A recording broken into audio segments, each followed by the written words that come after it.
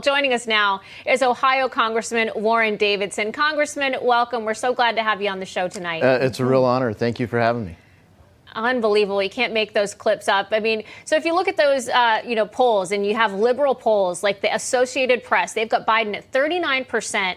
I mean, you can only imagine how bad his approval really is. Tell me, when you speak to people in Ohio, what has them most upset about this current administration? Are you hearing about inflation? Is it gas prices, our current baby formula shortage, the border crisis? What are they talking about?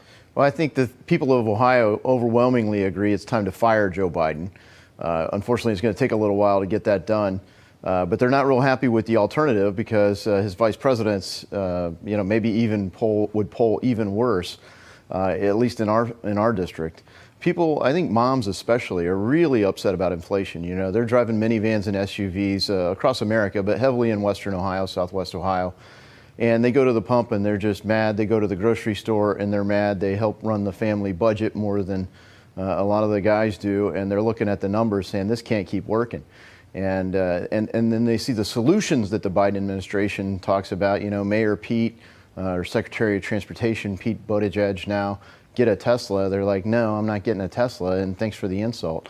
So I think moms especially are pretty fired up, and seniors too, because the cost of living adjustments for fixed income just aren't going to keep up with this rate of inflation.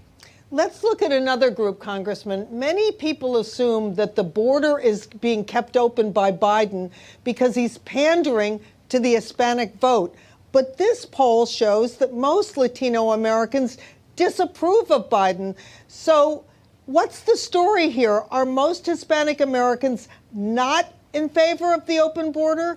Is opinion divided? Give us your take on this. Yeah, I think most Hispanic Americans are, family values oriented. They came here legally. Their ancestors came here legally, and they have no problem with legal immigration. America's legal system brings 1 million new Americans into our country legally every year, so they want people to follow our laws and show respect for it.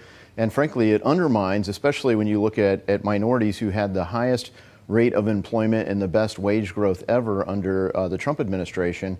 When you flood the market with cheap labor, especially black market labor, it depresses wages. So right as people are in most need of pay raises, the lowest income folks coming across the border are displacing low income wage earners. So everybody's hiring. We should see wages moving up, but people in business are really having a hard time keeping up. People at restaurants haven't even been able to keep up with printing new menus at the rate prices have to keep moving.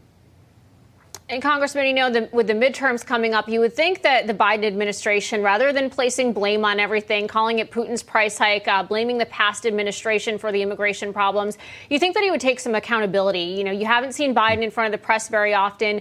In fact, he's gone now 100 days without a media interview. I mean, it's unbelievable because especially when he does actually go in front of the media, he gets those softball questions. I think that most of the time he actually gets them in advance. But now it seems like the White House is maybe attempting to improve its messaging. There's news today that they're now moving John Kirby, who was at the Pentagon.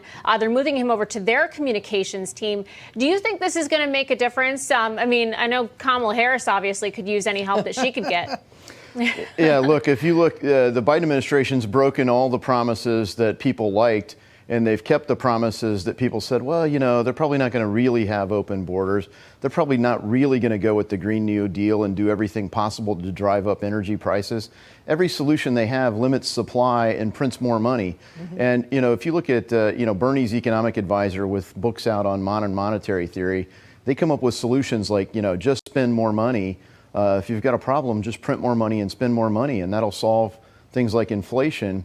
And both Joe Biden and Nancy Pelosi have been quoted saying that. The reality is that's not true. And if you just stay on the Democratic side of the aisle, Larry Summers, former Treasury Secretary, has been telling them, and now you know who's right and who's wrong. We did our little sample pack of socialism, and America's seeing that stuff doesn't work. So hopefully they'll turn back, and that's what the polls are saying, is that they're looking to Republicans to provide solutions. And frankly, the Republican solutions have worked. Yep, red tsunami is what I keep saying. It's coming. Congressman Warren Davidson, thanks for being with us on this Friday night. Great to see you. Thank you.